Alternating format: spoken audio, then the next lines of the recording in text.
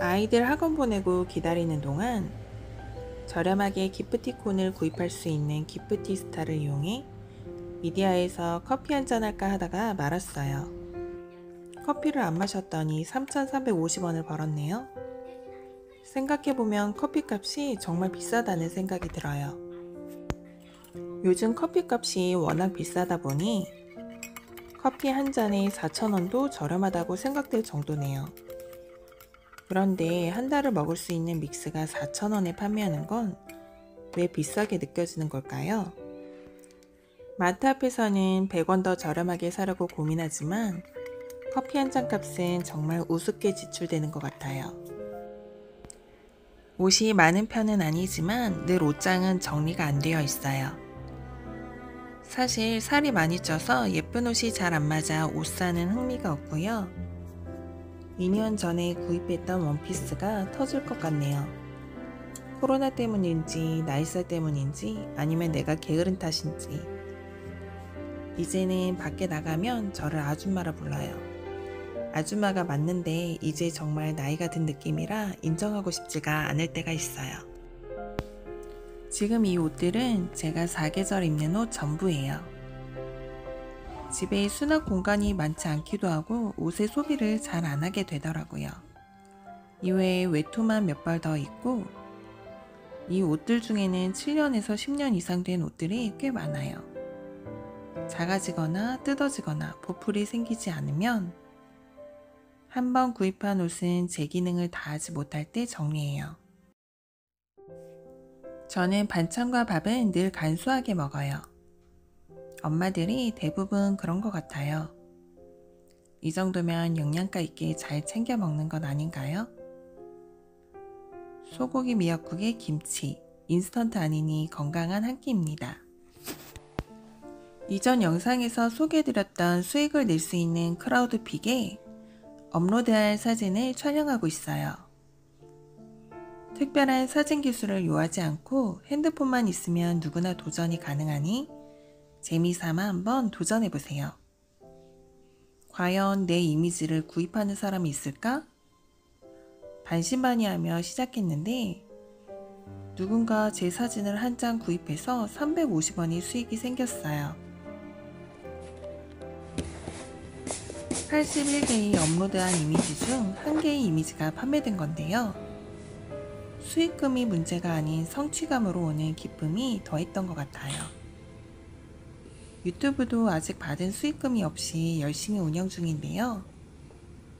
유튜브, 크라우드픽, 크몽 등 경단녀인 제가 전업주부로 살아가면서 사람들과 소통하고 공감하고 노력으로 인해 생산성이 있는 일을 할 수 있어서 삶이 조금은 재미있어진 것 같아요.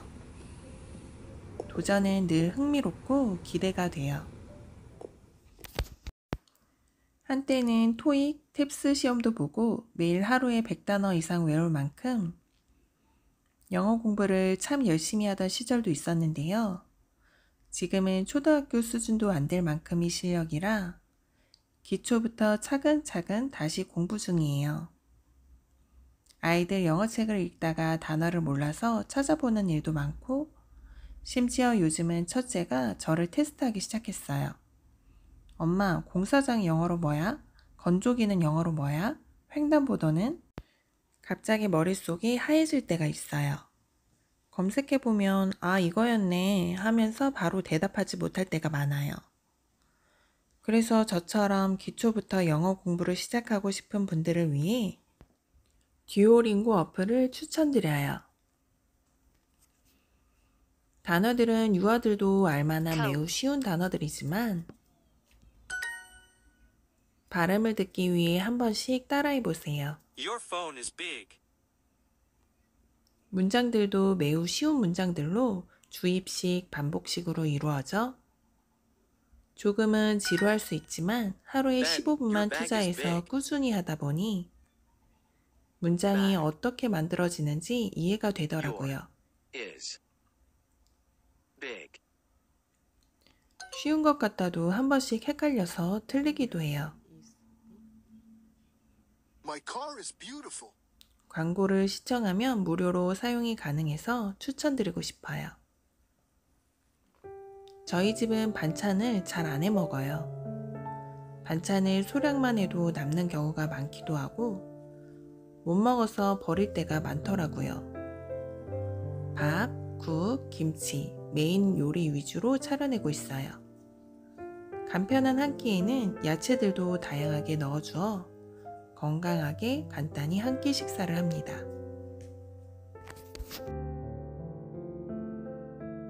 주부라는 직업을 얻고 평생 해야만 하는 일이 청소가 되었어요. 그리고 청소라는 것이 매일의 고민과 스트레스의 일부가 되기도 하고요. 특히 어린아이를 키우고 있는 가정이라면 더욱더 청소로 인해 스트레스가 크실 거예요. 대청소를 열심히 했는데 1시간 뒤 청소 전으로 돌아가는 아주 기이한 현상을 매번 겪기도 하죠.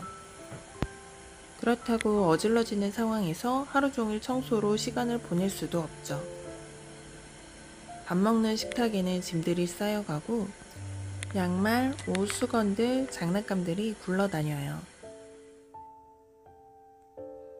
대부분은 고민이나 문제가 있을 때는 어떻게 하면 지금 상황보다 나을 수 있을지 생각하지 않고 그냥 현실을 받아들이고 사는 것 같아요. 물론 대부분의 사람들의 저도 포함이 되고요. 우리가 갖고 있는 스트레스를 개선시키기 위해서는 변화와 계획이 필요해요. 아무것도 하지 않으면 아무 일도 일어나지 않아요. 때로는 아무것도 하지 않는 것이 도움이 될 때가 있지만 매일 고민이고 매일 스트레스 받는 일이라면 변화는 꼭 필요한 부분이라고 생각해요. 변화를 시도하기 위해 현재 상황의 문제점들을 찾아보았어요. 바닥에 왜 빨랫거리들이 돌아다니는지, 식기건조대 안에는 늘 그릇이 담겨 있고 설거지통에는 설거지거리가 비어있는 적이 없는 건지, 왜 다 먹은 식기들은 시간이 지나도록 상 위에 그대로 있는 건지 원인을 찾아보았어요. 원인은 바로 정리하는 습관이 안 되어 있더라고요. 바로 정리를 하게 되면 많은 양의 청소에 버거워하지 않아도 되고 쌓여가는 설거지와 물건들로부터 스트레스를 받지 않아도 돼요. 아이들도 집에 들어오면 마스크며 옷이며 바닥에 여기저기 놓더라고요. 저 또한 아이들을 챙기다 보면 옷 갈아입히고 세탁실에 바로 넣어 놓지 않을 때가 많아요. 게으른 탓보다는 아이를 키우다 보면 할 일이 너무 많아서 해야 할 일이 뒷전이 될 때가 많더라고요. 그러다 보니 치우지 못한 바닥의 물건들은 계속 쌓여가고 설거지가 쌓여있는 설거지통을 보면 다음 식사를 차리는 일이 스트레스가 되고 도무지 안 되겠다 싶어 배달 어플을 켜게 되죠.